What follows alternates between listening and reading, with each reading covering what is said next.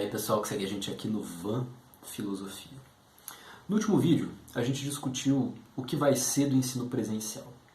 Talvez tenha ficado no ar assim, um certo pessimismo com relação a essa acelerada, talvez até mesmo violenta, introdução das máquinas, né, das plataformas, dos operadores logísticos no serviço de ensino.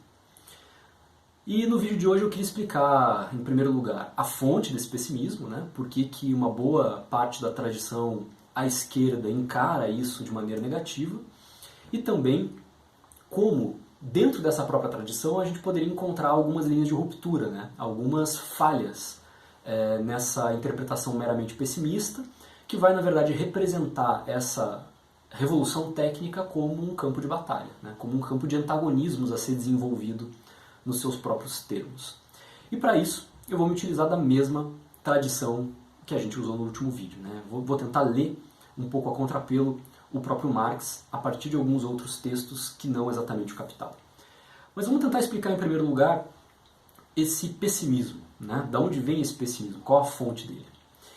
Eu diria que ele vem principalmente de uma certa noção que nós encontramos no Marx do Capital, que tende a ver a máquina como uma componente de intensificação do trabalho. E o que isso significa? Isso significa que a máquina representa, sob a forma do capital fixo, que o Marx vai dizer é a forma mais apropriada do capital, porque ela contém trabalho passado, né? Ela nada mais é do que a cristalização do trabalho passado. A máquina apresenta uma capacidade absolutamente nova, né, e poderosa de extrair mais valor do trabalho vivo do que a ferramenta, né, ou do que a manufatura, do que os processos mais cooperativos de trabalho que não se valeriam da máquina, inicialmente. E o que isso quer dizer, na verdade? O que a intensificação do trabalho quer dizer? Ela quer dizer, na verdade, uma maior quantidade de trabalho, embora essa quantidade de trabalho vá ser organizada no tempo. Ou seja, intensificar o trabalho significa conseguir realizar a mesma tarefa num intervalo de tempo mais reduzido.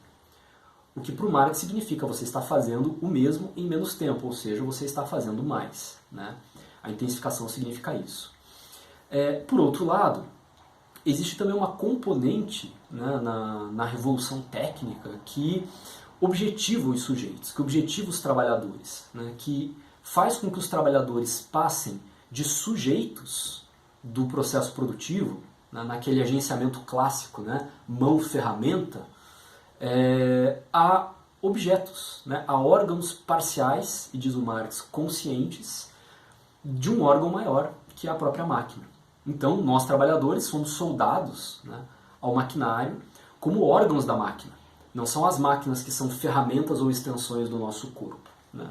Então, você tem aqui uma espécie de inversão efetivamente biopolítica, né? Porque não é mais a ferramenta que é uma extensão da mão, né, do braço ou do corpo do trabalhador. É o corpo do trabalhador como um todo que passa a ser uma espécie de hardware, né, que passa a ser uma espécie de órgão consciente, parcial, da máquina. Então, a máquina, nesse sentido, é que ela coloniza todo o processo de produção, né, que ela se apresenta como um autômato e, ao mesmo tempo, como um autocrata, como uma espécie de ditador, né, que vai definir, que vai governar todos os processos de trabalho, eliminando qualquer ingerência do trabalhador em relação aos processos de que ele mesmo seria, em outros tempos, em outro modo de produção, possivelmente o artífice. Então isso gera um certo pessimismo, né? Parece que as máquinas vão dominar tudo, vão colonizar tudo, nós sujeitos somos reduzidos a objetos, e aquilo que nos cabe é simplesmente continuar fazendo a mesem coisa em intervalos cada vez mais reduzidos de tempo, gerando nessa dinâmica uma capacidade cada vez maior de as máquinas extraírem mais-valia relativa do nosso trabalho. Quer dizer, a gente vai produzir a mesma coisa, ou mais, né? Mas a gente vai produzir cada vez mais trabalho excedente para uma proporção cada vez mais diminuta, cada vez menor do trabalho necessário que a gente explicou no outro vídeo.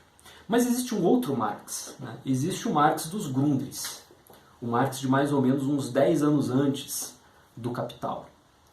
E esse Marx dos Grundrisse foi por muito tempo interpretado como o autor de notas febris, noturnas, né, escritas em condições de vida, né, biográficas muito negativas, e que só teriam alguma valia, segundo boa parte dos comentadores mais clássicos do Marx, na medida em que elas esclareceriam alguns processos de racionalização que vão ficar plasmados no Capital, né? Ou seja, essas notas febris noturnas do Marx, elas são deixadas meio de lado, né? Elas são esquecidas, tanto é que elas vão demorar muito para serem publicadas, para chegarem efetivamente em várias línguas ao grande público, especialmente europeu, né? A gente já vai falar sobre isso.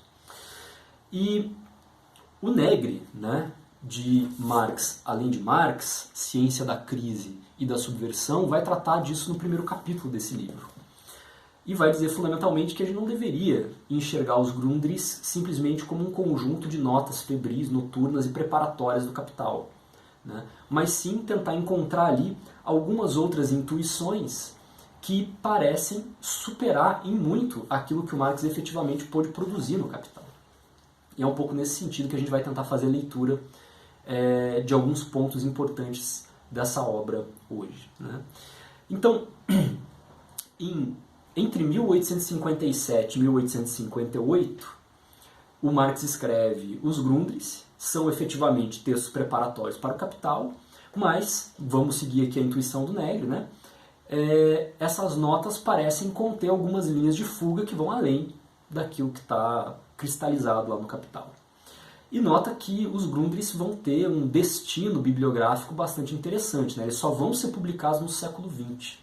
Então isso abre uma margem de interpretação interessante para nós, né? Porque enquanto Capital vai ser publicado em 1867, vai ser um texto muito influente sob o ponto de vista das lutas e do antagonismo político, os Grundrisse vão ter que aguardar o século XX para serem publicados. Eles vão ser publicados inicialmente em 39, em Moscou, depois em 53 em Berlim, em 56 uma versão parcial vai circular na Itália, e apenas em 73 é que ele é publicado em inglês na Inglaterra, né?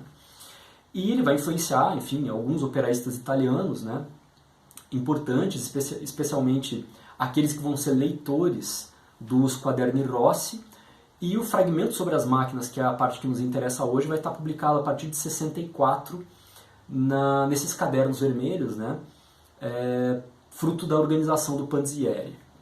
Mas na verdade esse texto ele tem uma série de destinos interessantes.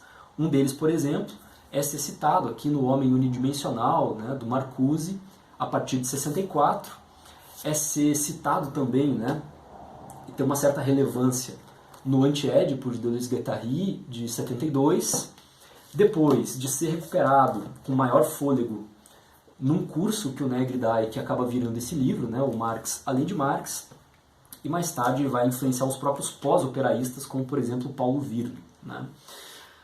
Ou seja, o que vai acabar acontecendo com os Grundrisse é que esse texto vai acabar imantando uma série de conceitos antagonistas, especialmente no que diz respeito à questão das máquinas. Mas bom, vamos dar um passinho atrás e tentar entender como é que o Marx vê a máquina e tentar integrar essas duas leituras dos Grundrisse com o Capital, né? Porque não me parece que haja exatamente uma antítese entre esses dois textos, mas sim uma superposição, né? Quase que uma complementação.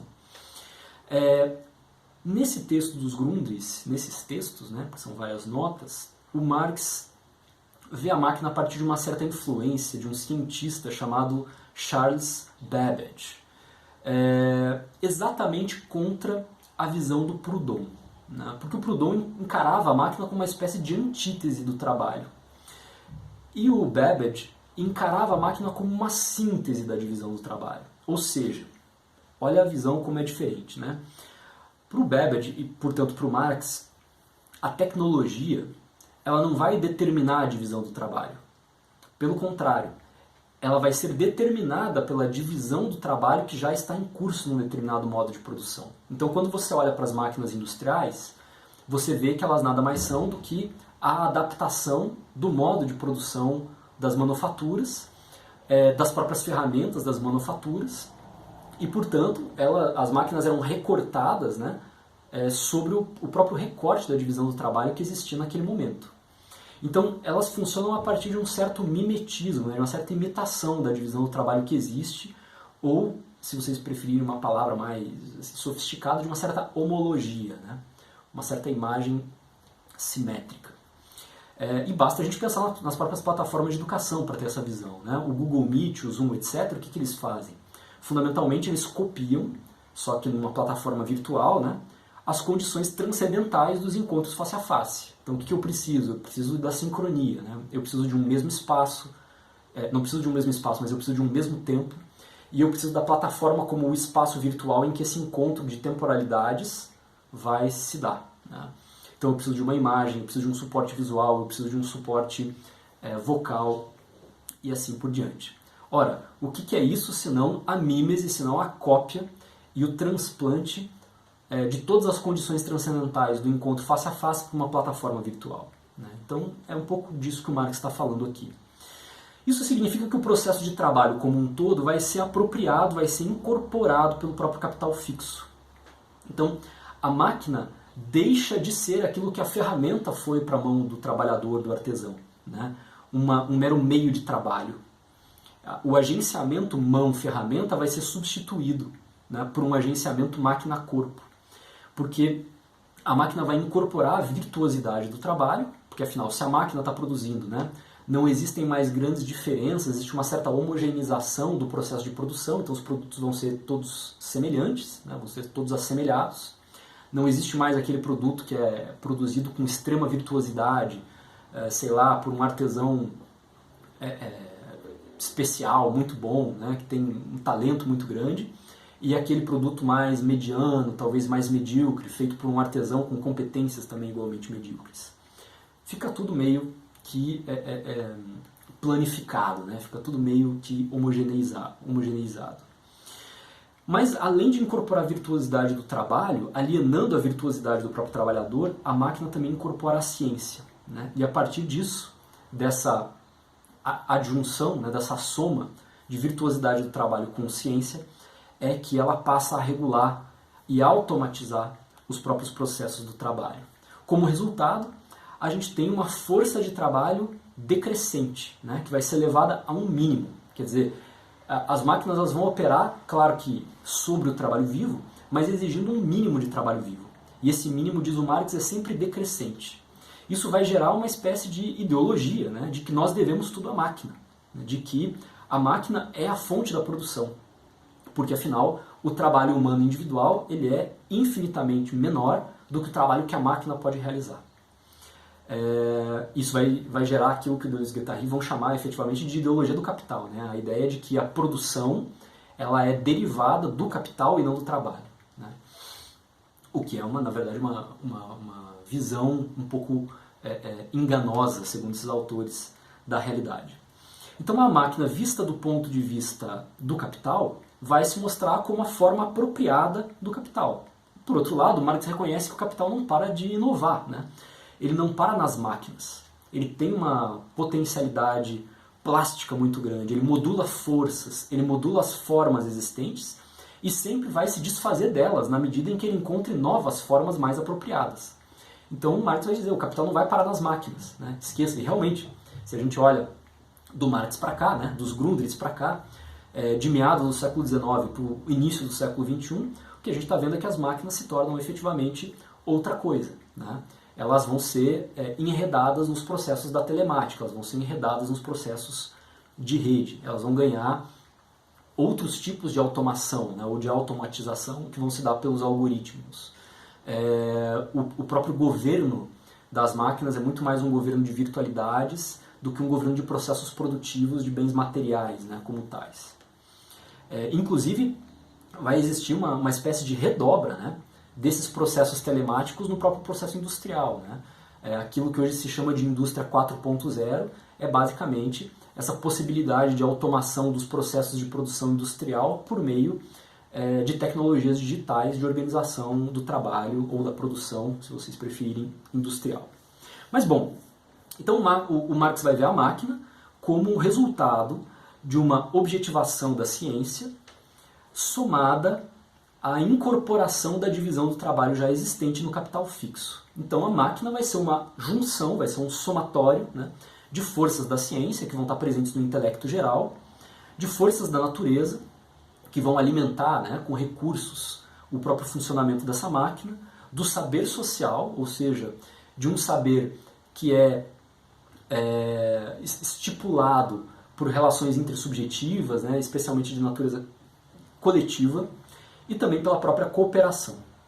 Então aqui vai surgir um conceito importante para o Marx, que é o de trabalhador coletivo, né, ou de Gesamtarbeiter. Né?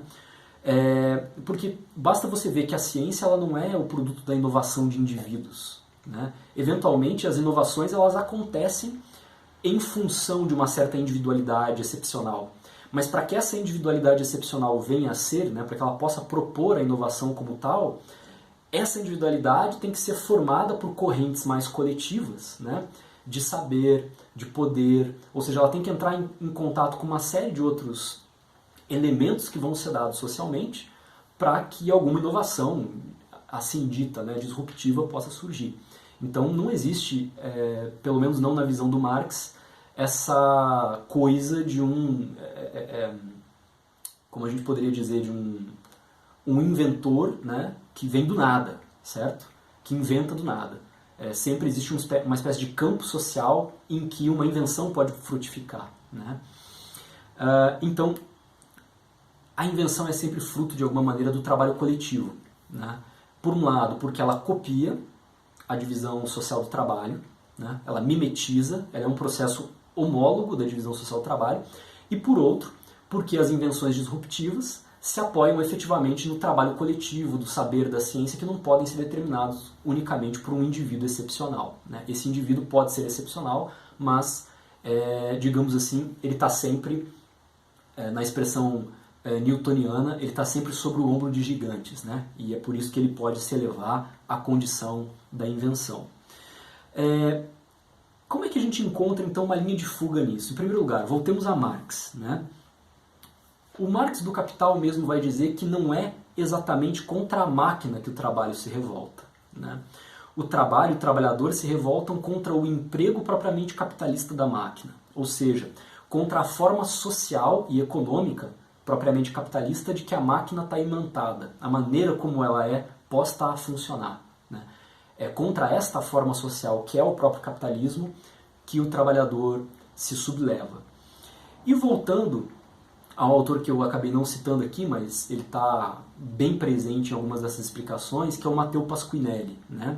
O Matteo Pasquinelli vai dizer, num texto sobre o conceito de intelecto geral em Marx, que a máquina não é uma coisa, né? A máquina é uma relação social. E como a gente pode perceber, embora o Marx não afirme isso com todas as palavras, ele está dizendo isso. Né?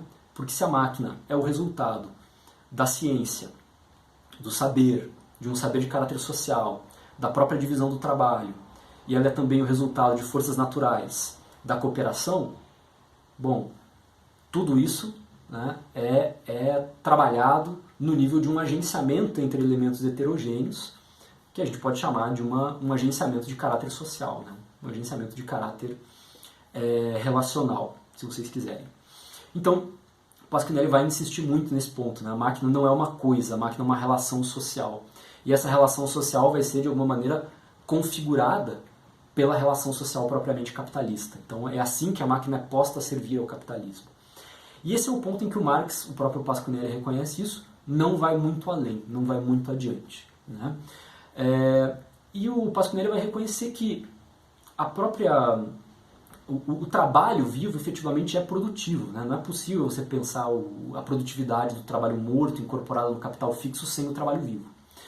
Um autor que vai um pouco até mais além do que o próprio Pasquinelli é o Maurizio Lazzarato, num livro, deixa eu ver, acho que eu estou com ele aqui, chamado Signos, Máquinas, Subjetividades. Ele vai inclusive recusar essa distinção entre trabalho vivo e trabalho morto como um dualismo um pouco estranho, né? E vai dizer que o trabalho morto também é produtivo, né? Que ele produz valor tanto quanto o trabalho vivo. E que seria um erro imaginar o contrário, né? Que é só o trabalho vivo que é produtivo. Pelo contrário, o trabalho morto também. Então a gente também tem que pensar na máquina como esse aglomerado de trabalho passado, né? Como uma espécie de memória do trabalho para o porvir da produção. Então o desafio aqui talvez seja, para colocar aí as nossas questões finais, imaginar novas condições de relações sociais, imaginar novas condições de associação, de agenciamento, trabalho ou trabalhador, máquina, que não passem pelo capital ou que, passando pelo capital, compartilhem de premissas e de objetivos que não sejam capitalistas, ou que sejam pós-capitalistas, ou que sejam mais distributivos, né? E é claro que esse é um processo, como vocês já podem perceber pela própria proposição, muito paradoxal, né? E aí eu vou me valer de um livro, que é o livro do Trevor Shultz, chamado Cooperativismo de Plataforma. E ele vai falar basicamente sobre o cooperativismo, mas vai nos dizer fundamentalmente o seguinte, que de fato o próprio processo de cooperativismo de plataforma, como um processo contra a economia do compartilhamento, né, que é a economia corporativa do compartilhamento, é um processo claramente paradoxal. Por quê? Porque de um lado você tem a economia do compartilhamento, né? Essa economia do compartilhamento ela pode ser corporativa ou ela pode ser cooperativa. Se ela for corporativa, ela vai seguir os mesmos ditames da forma capitalista, especialmente acelerada pelos mecanismos financeiros e acionários, que vai redundar em plataformas de caráter centralizado, monopolista, na necessidade de maximização violenta dos lucros e de geração de valor para os acionistas, certo? Então é fundamentalmente o modelo Google, o modelo Facebook, o modelo Uber e por aí afora, tá? Esses vários outros modelos que a gente tem visto funcionarem em N níveis, né? Por outro lado, existiria uma outra possibilidade, né, uma espécie de dobra da economia do compartilhamento, que seria uma economia cooperativa e não mais corporativa da economia do compartilhamento, que aponta, né, para uma economia mais descentralizada, mais difusa e que usa as plataformas como mecanismos de autovalorização maquínica do trabalho. Então é aí que a gente encontra uma espécie de inflexão da forma social a que a máquina é adstrita pelo capital, né? Você pode usar a máquina então em dois sentidos, né? Aí a gente está entrando mesmo numa pragmática política das máquinas. Por um lado, você pode usar a máquina como elemento de um processo de valorização do capital, e aí monopolista, enfim, corporativa, lucros, ações. Ou por outro lado, você pode usar ela de uma maneira cooperativa, né? Como um mecanismo por meio do qual o trabalho vai se autovalorizar. O trabalho vai gerar uma valorização baseada no próprio trabalho e distribuída para esses elementos que vão operar esse trabalho, que no caso são os trabalhadores, né? É o trabalho vivo. E aí, o Schultz vai falar de alguns modelos possíveis, que na verdade são modelos que estão em curso, não são abstrações, não são utopias, né? O primeiro modelo é a de pensar as plataformas como intermediários do trabalho online que sejam propriedade dos próprios cooperados. Então a plataforma seria uma espécie de empresa, né, entre aspas, que seria de propriedade dos próprios cooperados. Segundo ponto, plataformas cooperativas que fossem controladas por cidades. Isso é bem interessante aqui. Ele conta alguns exemplos de cidades que passaram a concorrer diretamente com o Airbnb, né, que é uma plataforma de aluguéis de temporada, de casas ou apartamentos, enfim, de residências. E essas cidades inventaram uma plataforma que congregasse, que transformasse numa obrigação, né, todos aqueles que quisessem oferecer imóveis para aluguel, que passassem por essa plataforma. E o lucro, entre aspas, né, a renda que era gerada por essa plataforma, ela passava a servir como um mecanismo para viabilizar algumas políticas públicas dentro da cidade. Uma coisa realmente interessante, porque você passa a distribuir, né, ao invés de o Airbnb ficar com todo o lucro, você distribui na própria cidade. Quer dizer, é uma grana, é um dinheiro que fica circulando dentro da própria cidade, que vai sendo distribuído por meio de políticas públicas pensadas de maneira inteligente. Terceiro ponto, plataformas que fossem propriedade dos produsuários, né? O que é um produsuário? É a ideia de que nós como usuários de plataformas, nós coproduzimos o produto que a gente mesmo consome, né? Então, isso é especialmente interessante para aqueles usuários que são produtores de arte, de design, de mídia, de vídeo, de música, né? Você pode ter plataformas que sejam, de novo, né, elementos nesse processo de autovalorização do trabalho de produção artística e que vão, então, reverter, né, em benefício dos próprios usuários que são também produtores daqueles conteúdos. Então é como se você imaginasse que o YouTube não fosse do Google, mas fosse das pessoas que fazem o YouTube, né? Como se fosse imaginar que o Instagram não fosse do Facebook, fosse sim das pessoas que tiram as fotos e compartilham as fotos lá. E é isso que deflagraria um processo de autovalorização do próprio trabalho artístico que está envolvido nessas plataformas. Plataformas mantidas por sindicatos é um outro exemplo, né? A gente pode enxergar, por exemplo, em algumas cidades, plataformas surgindo como alternativas dos sindicatos de táxis contra o Uber, né? Já que o Uber basculou completamente o sistema de táxis da municipalidade, às vezes o município, junto com os sindicatos, formam plataformas para oferecer o serviço de táxi a um preço menos custoso, né? E, portanto, mais competitivo, e não perder esse mercado assim de mão beijada para o Uber, por exemplo. E ele também fala de uma outra possibilidade, que são as cooperativas de dentro, né? Que seriam cooperativas surgidas dentro das próprias plataformas mais capitalistas e monopolistas, que seriam objeto de uma tomada hostil pelos trabalhadores, que se organizariam cooperativamente por dentro dessas plataformas, né? Enfim, essas são algumas das ideias do Trebor Scholz nesse livro interessantíssimo chamado Cooperativismo de Plataforma. Um livro bem simples, rápido, fácil de ler e com algumas sacadas bem interessantes. É claro que esse é um processo bem paradoxal, porque, como você pode perceber, não existe exatamente um fora do capitalismo, né? A própria ideia da cooperativa, né, ou do cooperativismo de plataforma, passa a exigir que os trabalhadores se auto-organizem, utilizando os instrumentos técnicos à disposição, as plataformas, enfim, os algoritmos, mas vão fazer isso em regime de competição, em regime de concorrência com outras plataformas. Só que usando princípios mais democráticos, princípios mais distributivos, mais transparentes no uso de dados e assim por diante, né?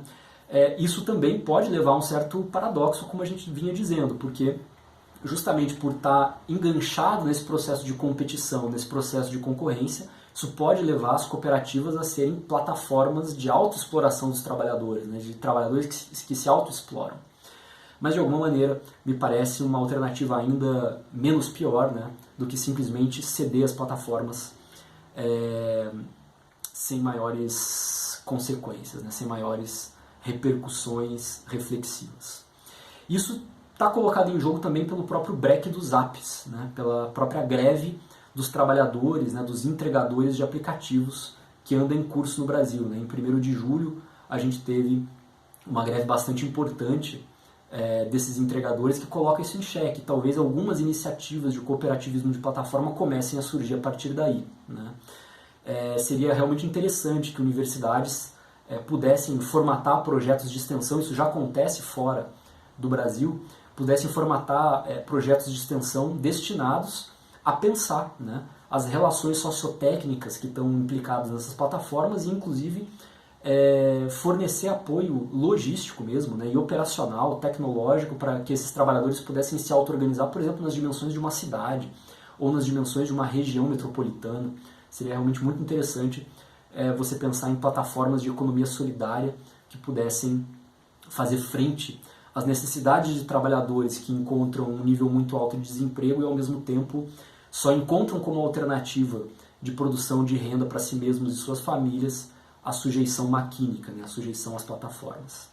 Bom, acho que esse vídeo fica por aqui. Se você consegue imaginar outros tipos além desses que o Trebor Scholz mencionou, se você conhece outros textos que falem sobre esses outros tipos possíveis de organização maquínica, deixa aqui nos comentários, eu estou realmente interessado em saber algo mais sobre isso e a gente mantém esse canal de troca. Espero que você tenha gostado do vídeo de hoje. Se você gostou, deixa um like, se inscreve aqui embaixo no canal, ativa as notificações para você receber notícias de quando novos vídeos forem publicados e a gente se vê num próximo vídeo. Grande abraço e até mais. Tchau, tchau.